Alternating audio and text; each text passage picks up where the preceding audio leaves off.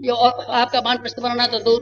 एक तो बेटी ये पैसे के संबंध में आप अपना छाप ये डाल के आना, पैसे के बारे में आप निष्प्रह हैं, पैसे के बारे में आप नहीं निष्प्रह हैं। कहीं आपने ऐसा शुरू कर दिया कि आरती उतारी और आरती में बस पैसे देना शुरू किया, वह जमा हुआ उसमें से एक मुट्ठी जेब में डाल लिए, तो बेटे हर आदमी की आंख देख लेंगी और तेरी इज्जत जाएगी, गायत्री माता की इज्जत जाएगी, वानप्रस्थ आश्रम की इज्जत जाएगी और हमारी इज्जत जाएगी और भगवान की इज्जत जाएगी, हिंदू धर्म और संस्कृति और परंपरा की इज्जत जाएगी, गायत्री माता की इज्जत जाएगी।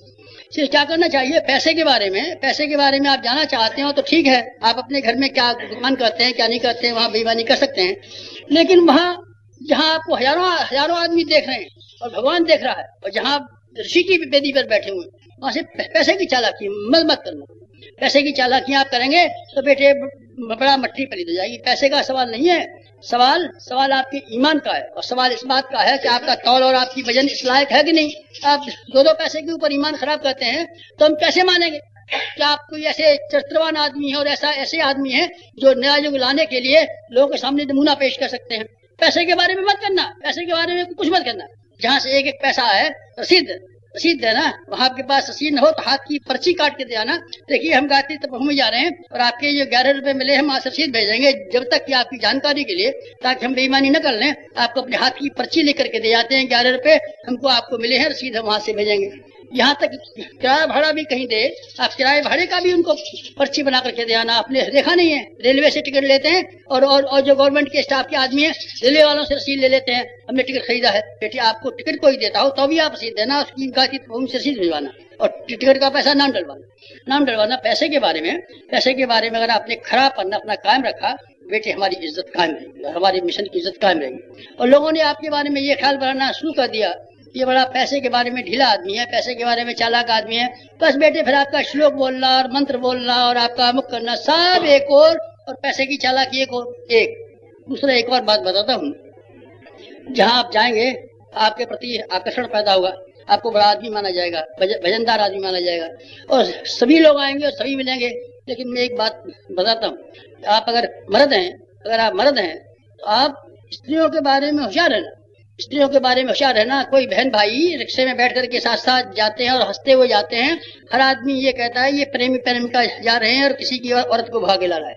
देखने वाला हर आदमी कहता है किसी शानी लड़की को आप बार बार बुलाते हैं, बार बार आवाज देते हैं, तुम ये करना ना, तुम ये कर लेना, क्यों? इतने आदमी बैठे हुए हैं, इनसे आप क्यों नहीं कहते? तो गुरुजी आप महिलाओं को लड़कियों को बुरा मानते हैं और उनको दूर करना चाहते हैं। बेटे मैं दूर नहीं करना चाहता, मैं लड़कियों को मुझसे ज्यादा बढ़ाने वाला कौन हो सकता है? कोई मुझसे ज्यादा प्रोत्साहन करेगा। लेकिन आप आंखें नीचे रखिए और आंख से आंख मिला करके लड़कियों तरफ मत देखिए और जहां तक हो सके शरीर से काफी दूर रहिए। और जहां तक हो सके आप ये कोशिश कीजिए कि लड़कियों से कोई बातचीत करनी पड़े तो कई लड़कियां हों या कई लड़कियों, अकेले में मत कीजिएगा। अकेले में जब आप बात कर रहे होंगे, चाहे आप कोई बात कर रहे हो, खाने पीने की बात कर रहे हो, हमको बैंगन का साग अच्छा नहीं लगता तो हमारे लिए टमाटर की चटनी बना देना, कहे यही रहोगे। लेकिन हर आदमी ये समझेगा कि ये कोई गलत बात कहते हैं, खराब बात कह रहे हैं। लड़कियों के बारे में, महिलाओं के बारे में पुरानी प्राचीन परंपरा ये थी कि साधु जो इसके स्वामीनारायण संप्रदाय है गुजरात में, उनमें उन लोगों का यह है कोई साधु किसी से स्त्री से अपना शरीर नहीं छुड़ा सकता। मैं उतना ज्यादा सत्यवादी तो नहीं हूँ, लेकिन मैं ये जरूर चाहता हूँ कि आपकी आंखों में शील और आपकी आंखों में मर्यादा स्त्रियों के बारे में। और मैं महिलाओं से कहता हूँ कि तुम कहीं अगर शाखाओं में जा रही हो, तुम कोई प्रचार करने जा रही हो, तो लड़कियों हमारी इज्जत का ध्यान रखना। तुम क्या कहती हो, क्या बकती हो, क्या व्याख्यान देती हो, उसकी 2 कौड़ी की कीमत है। सबसे बड़ी कीमत यह है कि शांति कुंज की लड़कियां हैं, इसमें तमीज है कि नहीं है, शऊर है कि नहीं। दांत फाड़ के ही करोगी और गलत सही सीधे उल्टे कपड़े पहन के बैठोगी तो बेटी हम मर जाएंगे।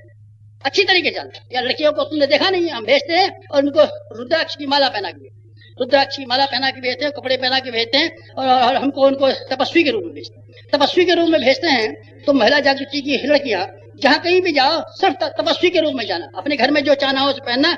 कभी स्टेज के ऊपर, कभी किसी मंच पर, किसी सार्वजनिक सभा में इस तरह का लिबास पहन के मत जाना जो हमारी शान के खिलाफ है। अगर तुम हमारी शान के खिलाफ जाओगी, इस तरीके से बातचीत करोगी, लोगों से घुल के बात करोगी, भैया जी सीधे नहीं, सिर्फ भैया जी लगा दिए।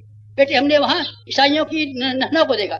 हमारा क्रिश्चियन कॉलेज में इंदौर में व्याख्यान हुआ, उन्होंने फिलॉसफी के ऊपर पादरियों ने हमारा व्याख्यान कराया। सबसे आगे बैठी हुई थी ननो, बड़ी बड़ी शानी लड़कियां थी, पर प्रत्येक लड़की को मैंने ये देखा कि अगले वाली लाइन में बैठी हुई थी, आंखें नीची थी सब, सबकी आंखें नीची थी। मैंने उससे ये पूछा, ये क्या बात है, आपके यहाँ घूंघट नहीं मरता, हमारे यहाँ घूंघट तो नहीं मरता, हमारी आंखें नीचे रखी है, आंखें नीचे रखी आती है। और मर्दों के बारे में ये जो नने हैं घूंघट नहीं मारती, लेकिन इस बात का ध्यान रखती है। इस बात का कि कहीं ऐसी ढंग से तो हम बात नहीं कर रहे हैं इसको देखने वाले आदमी कोई गलत अंदाज लगा सकें। वो हमेशा उनको जो दीक्षा दी जाती है तब ये बताया जाता है आपको आंखें नीचे रखनी पड़ेंगी और मर्दों से बात करना है तो आप इस तरीके से मुद्रा टेढ़ा करके करेंगे। कोई जरूरी बात होगी तो और इस ढंग से करेंगे जिसमें कोई आदमी गलत अंदाज नहीं लगा ली।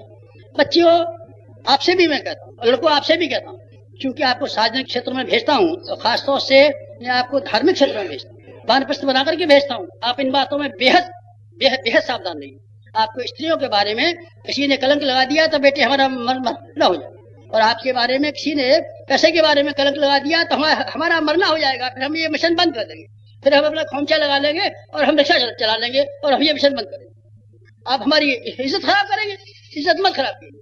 हमने ऋषि का बाना पहना है, साधु का बाना पहना है और हमने ब्राह्मण का बाना पहना है और हमने ये घोषणा की है कि हम धर्म तंत्र से लोक शिक्षण करेंगे, धर्म की वो शालीनता, धर्म का वो गौरव की हम रक्षा करेंगे। इसलिए आवश्यक है कि आपको ये मोटी मोटी मर्यादाएं, पैसे के संबंध में मर्यादा है, स्त्रियों के बारे में मर्यादा है, आपको वहां जहां कहीं भी जाना पड़े इन मर्यादा को ध्यान रखना।